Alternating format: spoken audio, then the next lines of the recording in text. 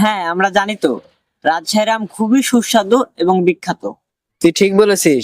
এছাড়া আসার সময় দেখলাম গাছে অনেক আম ধরেছে। এই দেখ দোস্ত, আমি আমের সাথে কিছু পিকচারও তুলেছি। হ্যাঁ দোস্ত, তোরা ঠিকই বলেছিস। চল আজকে আমার নিজস্ব বাগান থেকে তোদেরকে গাছ পাকা টাটকা অর্গানিক আম পেড়ে খাওয়াবো। সত্যি? তাহলে তো অনেক মজা হবে। বাগানে গিয়ে পাকা আম পেড়ে খাওয়ার অনুভূতিটাই আলাদা। দোস্ত, আমার আর দর্শেছে না, তাড়াতাড়ি চ। আচ্ছা ঠিক আছে, চল সবাই বাগানে যাওয়া যাক। আচ্ছা দোস্ত, তোর বাগানে তো সেই সুন্দর সুন্দর আম। দোস্ত, এই আমগুলানের নাম কি? বন্ধু, আমার বাগানে বিভিন্ন রকমের আম আছে। কি ব্যাপার, হাসান মিয়াকে দেখছি না? হাসান মিয়া, ও হাসান মিয়া!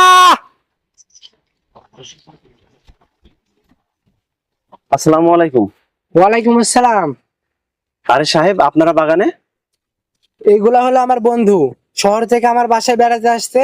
বাগানে তুমি এদের বসার ব্যবস্থা করো। ঠিক আছে সাহেব, আপনার বন্ধুদেরকে নিয়ে বাগানটা একটু ঘুরে দেখুন, আমি ওনাদের বসার ব্যবস্থা করতেছি।